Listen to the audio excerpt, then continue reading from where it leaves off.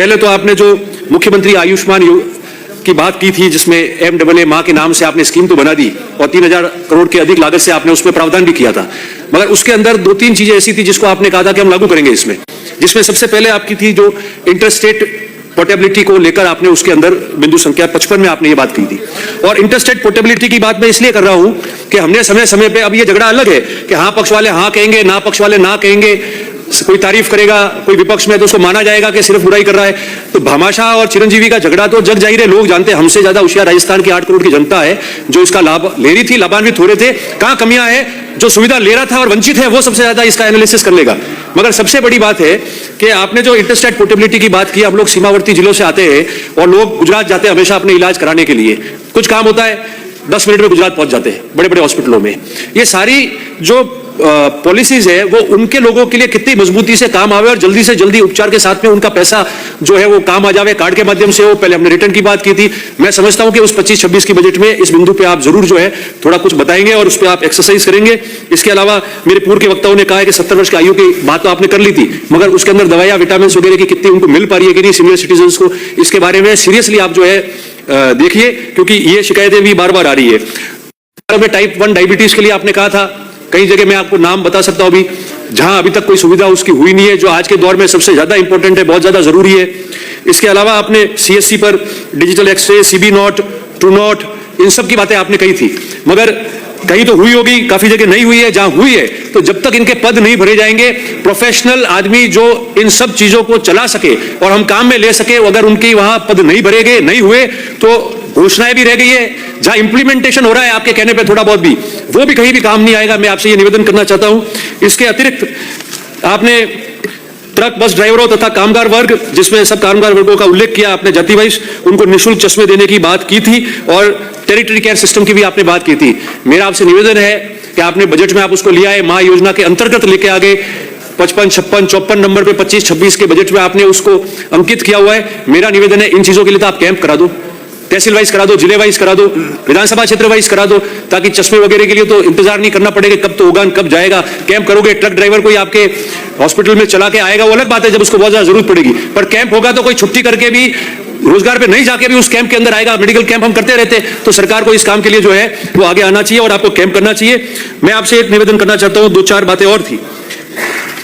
हमारे यहाँ पोस्टें वेकेंट रहती है, कारण ये है कि जब रिक्रूटमेंट होता है, पोस्टिंग होती है, लगती है, तो सारे लोग जो है वो इस इलाके से, पूर्वी और मध्य से वहां आ जाते हैं हमारे उस तरफ। आने के बाद में सरकारें चाहे हमारी रही हो या आपकी रही हो, सरकारों की बात नहीं है, और पॉलिटिकल सिस्टम अपना काम करता है, तो सारे ट्रांसफर करके या डेप्यूटेशन करके वापस आ जाते हैं। यहाँ आते हैं तो बाड़मेर हो, जालोर हो, सिरोही हो, ये सारे पद जो है अधिकतर हमारे खाली रह जाते हैं। अभी कुछ समय से मैं देख रहा हूं कि ज्यादा कम हुआ है, मगर इतना ज्यादा हो जाता है कि हम लोगों की पोस्टें खाली रह जाती है, छोटे मोटे काम के लिए, इलाज के लिए भी वो कहां जाए। तो मेरा मानना है कि जो बॉर्डर डिस्ट्रिक्ट है, इनके अंदर जो आपकी CSCs है उसको आप मजबूत करो, उसमें जो अगर ज्यादा भी लग जाए पद के अतिरिक्त सर्जन करके, तो मैं समझता हूं कि कहीं खाली ले गई है, विकेट भी रह गया सब सेंटर में, तो वो व्यक्ति कम से कम वहां 20-30 किलोमीटर के दायरे में जहां PSC और CSC है उसके अंदर आके इलाज करा देगा, तो ये तकलीफ हमारे यहाँ नहीं आएगी, क्योंकि मेडिकल और एजुकेशन दोनों डिपार्टमेंट में सबसे बड़ी तकलीफ जो है ये हमारे लोगों के सामने वहां आती है। मुझे आपसे निवेदन करना चाहता हूं कि रानीवाड़ा विधानसभा क्षेत्र में हमने उप जिला स्तर का चिकित्सालय और ट्रॉमा सेंटर की बात की। ये दो इसलिए की थी, माननीय मंत्री जी आप वाकिफ हो, उस एरिया से आप आते जाते हो, आपके टच में भी है। मैं आपसे इसलिए निवेदन कर रहा हूं क्योंकि जो भी टूरिस्ट आता है गुजरात से या अन्य स्टेट से, वो रामदेवड़ा जी जा रहा है, बाड़मेर जा रहा है, जैसलमेर जा रहा है, जोधपुर जा रहा है, और वापस टू एंड फ्रो में जब वो वापस आता है तो माउंट आबू जा रहा है, राजसमंद नाथद्वारा जा रहा है या उदयपुर जा रहा है, इस रूट को यूज करता है। एक्सीडेंटल इतने वहां हो गए केसेस, और दूसरी इतनी सारी जो है चिकित्सा की डिमांड है कि ट्रॉमा सेंटर होना जरूरी है। उप जिला चिकित्सालय की बात 24 की बजट में आपने भीनमाल को वहां उप जिला चिकित्सालय बनाने की बात की थी, आज तक कोई वहां इंप्लीमेंटेशन हुआ। हमने कहा भीनमाल में बन जाएगा तो भी रानीवाड़ा के काम आ जाएगा, आसपास के गांव के काम आ जाएगा। जमीन अलॉटमेंट के लिए भी एक्सरसाइज हो गई, उसमें काम नहीं हुआ। भीनमाल के माननीय सदस्य, भीनमाल से आने वाले माननीय सदस्य बता रहे हैं जमीन अलॉटमेंट की बात हो गई, जमीन भी पड़ी हुई है, मगर कोई एक्सरसाइज। मेरे कहने का मतलब है, जो कल नेता प्रतिपक्ष अपनी बात में कह रहे थे बजट के दौरान कि एक तो डिपार्टमेंट का भले 0.2% किया हो या 3% किया हो, बजट कम कर दिया, उसके दूसरी ढूंढ रहे हैं हम। मैं वो जमीन जिला अस्पताल, उप जिला अस्पताल के लिए वो जमीन कम पड़ रही है, दूसरी ढूंढ रहे हैं, आपके ध्यान में तो बता देना। मैं माननीय सरकारी मुख्य सचेतक जी से निवेदन कर रहा हूं कि जो माननीय भिनमाल से आने वाले सदस्य भी कह रहे थे कि जो पैरामीटर जमीन मांगने के लिए तय किया हुआ था उसके अनुसार उसका प्रस्ताव बना के तो भेजा हुआ है। अब और उसके प्रस्ताव भेजने के बाद में उसका अलॉटमेंट हो गया।